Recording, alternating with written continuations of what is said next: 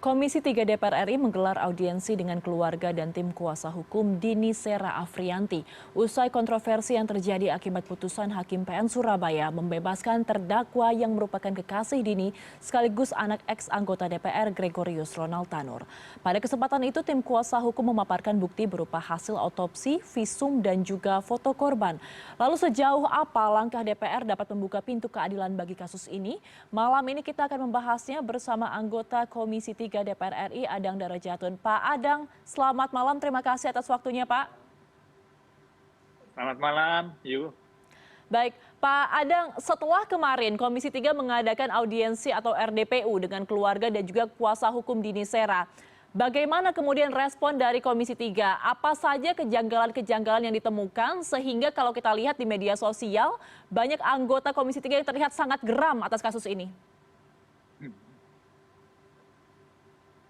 Ya, kalau untuk saya kembali lagi ya, bahwa saya berangkat dari hal yang berhubungan dengan pernyataan hakim ya, bahwa hakim menilai Ronald Tanur itu tidak terbukti dengan sah ya, dan meyakinkan telah melakukan pembunuhan ya terhadap almarhumah Dini Sera Afrianti. Ini menarik ya, karena jelas di dalam KUHP secara tegas dinyatakan di pasal 138 bahwa alat bukti yang sah itu ada 4, tapi kalau 2 saja terpenuhi, itu sudah bisa menjadi suatu alat bukti yang sah.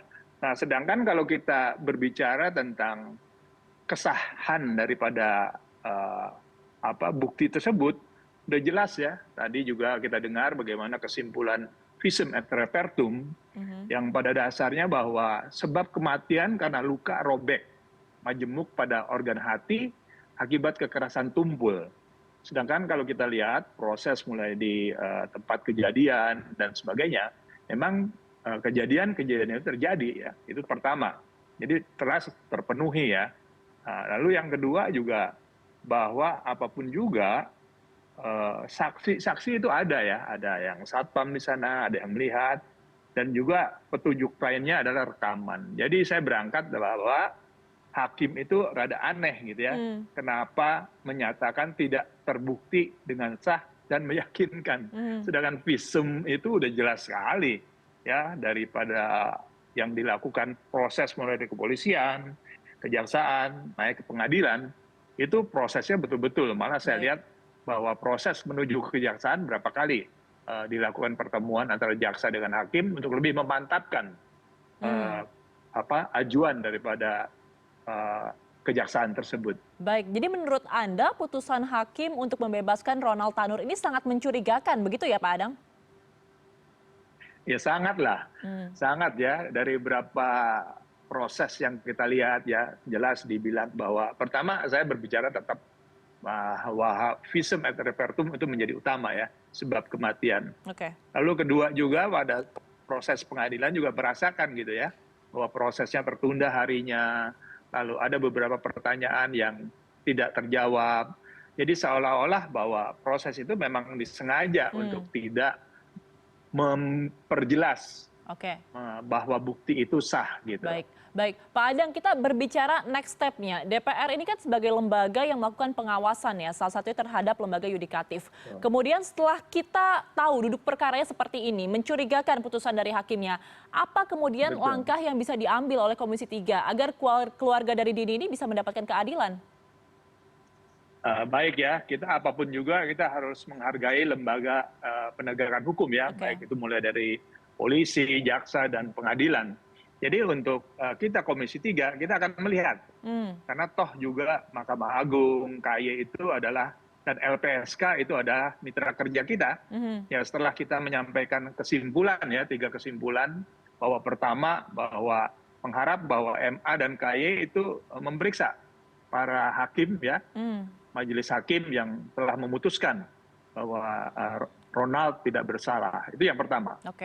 Dan itu sebagai mitra kita akan terus mengikuti. Lalu yang kedua, kita juga meminta kepada Jaksa Agung segera menaikkan kasasi, dan juga yang paling penting, ya walaupun ini betul atau tidak, proses pencekalan ini harus dilakukan.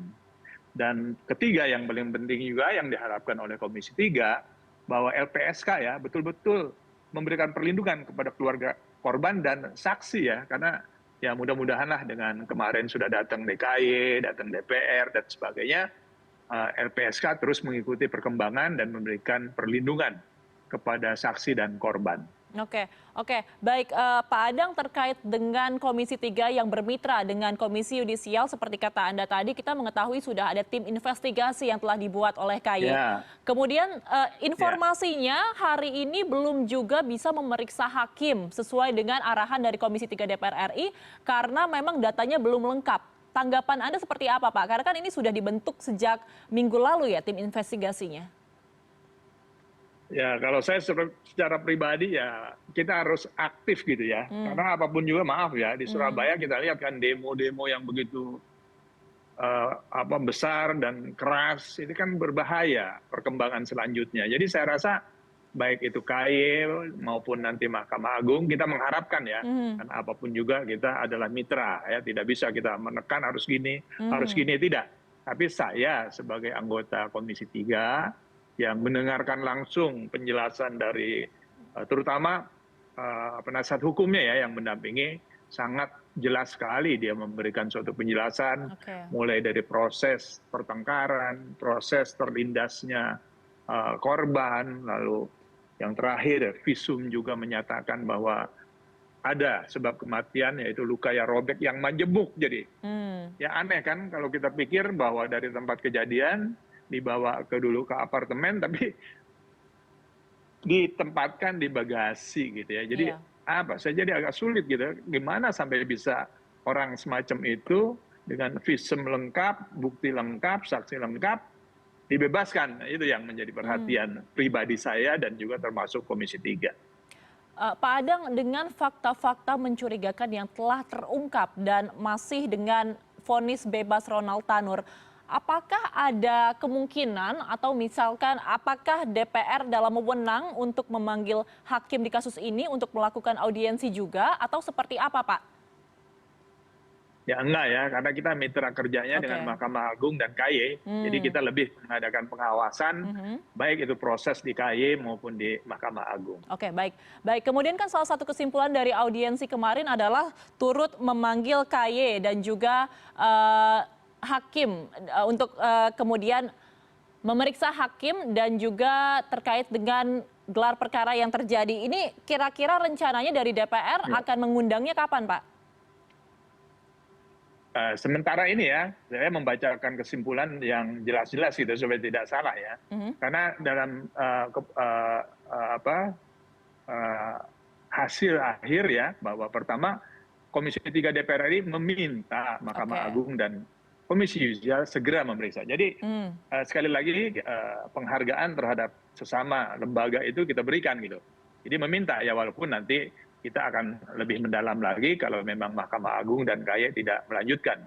Termasuk juga Jaksa Agung untuk melakukan suatu proses pencekalan dan juga LPSK yang tadi saya sampaikan. Jadi sekali lagi, walaupun memang ini menjadi suatu perhatian dari masyarakat dan Komisi 3, tapi kita juga proses kelembagaan itu kita hargai juga. Baik, baik. Siap. Pak Adang, terakhir terkait dengan vonis bebas dari Ronald Tanur saat ini yang masih dalam tahap pengajuan kasasi, lalu kira-kira apakah langkah-langkah yang telah diusahakan oleh Komisi 3 ini akhirnya bisa membuat putusan hakim dibatalkan atau seperti apa, Pak, nanti ke depannya? Ya, jelas ya bahwa apapun juga tadi saya sampaikan, kita kembali bahwa lihat tadi di TV ya bahwa putusannya juga kejaksaan itu juga belum dapat ya. Dan kedua, kalau ditanya kembali saya sampaikan, kita lebih mengharapkan lembaga yang bertanggung jawab terhadap tindakan dari hakim tersebut, yaitu Mahkamah Agung dan KY, untuk bergerak lebih cepat, gitu aja.